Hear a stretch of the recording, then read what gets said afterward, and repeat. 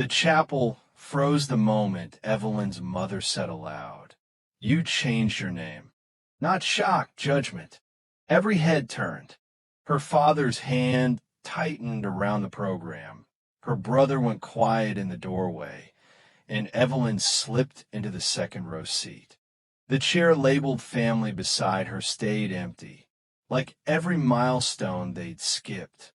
Growing up in Austin, Evelyn learned early that noise meant importance, and importance never belonged to her. Her mother's heels always clicked toward Brendan, loud, demanding, or toward Vivian, soft and adored. Evelyn was the quiet one who packed her own lunches and cleaned her own messes. The day she first noticed the pattern, she was 12. Vivian's art show was packed. Mom hovered proudly over her. Evelyn stood in a corner with a science award certificate from that morning, one no one remembered. Through high school, they arrived late to her graduation. One seat in the family section stayed empty, hers. In college, it didn't change. Award ceremonies, research presentations, achievements.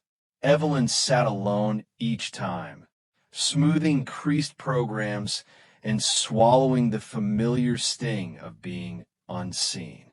Her parents dismissed every protest. "Don't be dramatic, Evelyn." So she stopped speaking up. Slowly, silence became her second skin. This first story comes from a woman named Emily, who wrote to me from Michigan. It was Christmas Eve, 2018. I was 24, living alone in my parents' old house while they were away visiting relatives. The snow was falling heavy outside. One of those silent, thick snowfalls that muffles everything. I had decorated the tree that afternoon, lights, ornaments, the usual. Around 10 p.m., I wrapped the last gift for myself. Silly, I know, and placed it under the tree. Then I went to bed upstairs, leaving only the Christmas tree lights on downstairs. At about 2 a.m., I woke up thirsty. As I walked down the creaky stairs, I froze. There was a new gift under the tree. A small red box with a perfect golden bow that I had never seen before. My heart started pounding. I lived alone. Doors were locked.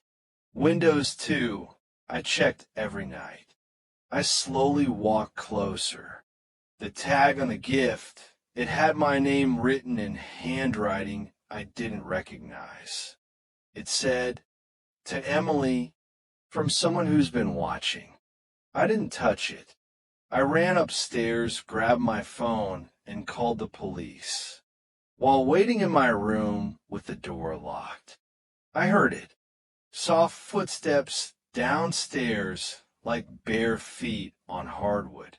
Then the gentle rustle of wrapping paper being torn open.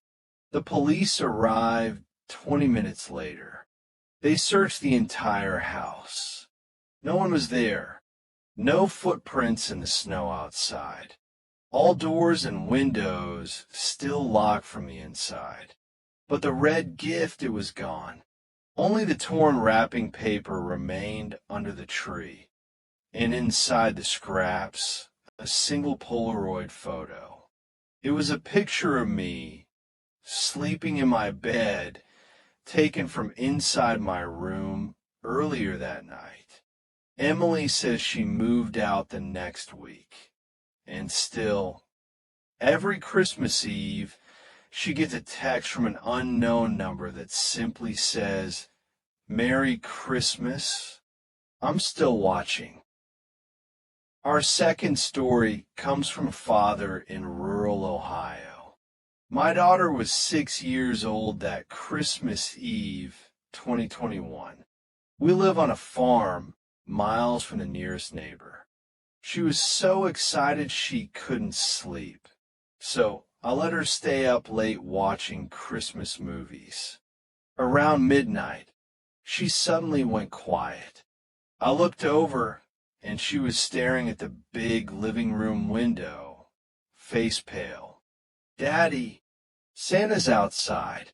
I laughed at first, walked to the window to show her it was just snow. But when I pulled the curtain back, there was a figure standing in the yard tall, dressed in a red suit, but wrong. The suit was dirty, torn. The beard looked matted and real, and the face. I couldn't see clearly because of the snow, but the eyes were too dark. He was just standing there, not moving, staring at the house. I told my daughter to go upstairs. I grabbed my shotgun and turned on the floodlights. The figure didn't move, just stood in the same spot. I called the sheriff, but with the snowstorm, they said it would take hours. For the next 2 hours, that thing never moved, not even when the wind howled. Then, at exactly 3:03 a.m., I remember because I kept checking the clock, it slowly raised one arm and waved, like a child's wave, back and forth. My daughter started screaming from upstairs.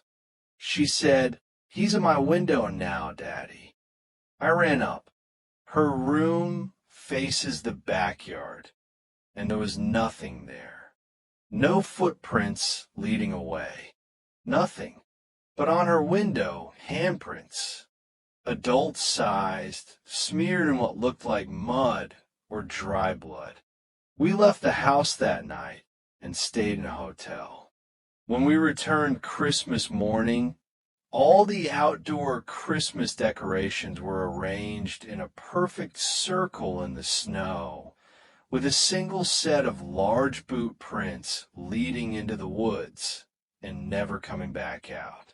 My daughter still refuses to look out windows on Christmas Eve.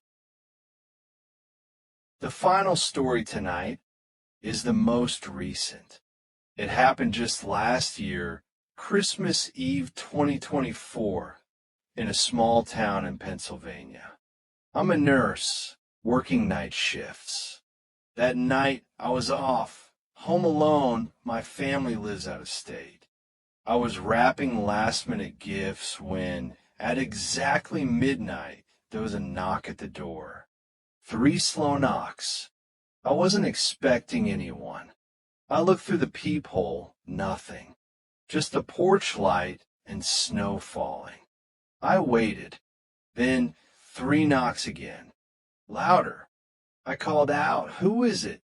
No answer. I checked my phone. No delivery notifications. No texts.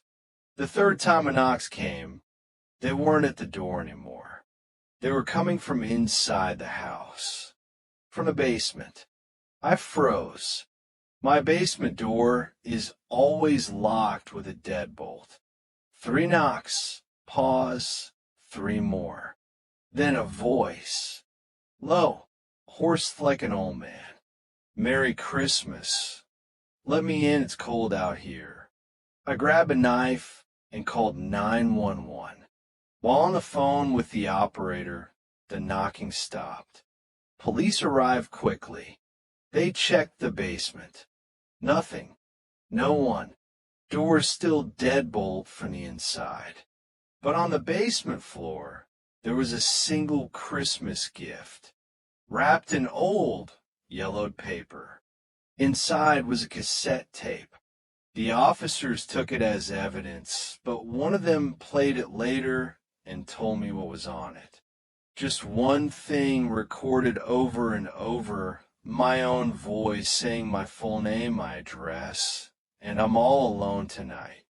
Recorded from inside the house, weeks earlier. I don't know how it got there.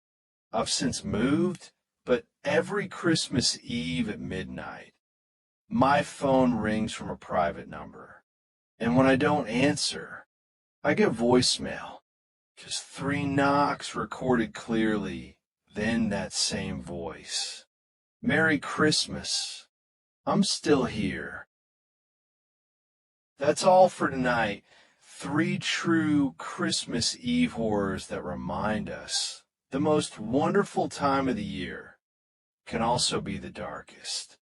If you have a true scary story, especially one from this holiday season, send it to me. Maybe it'll be narrated next.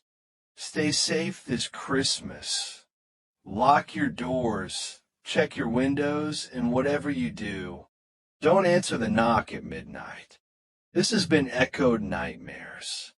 Sweet dreams, or whatever's left of them. Good night. Music fades out slowly.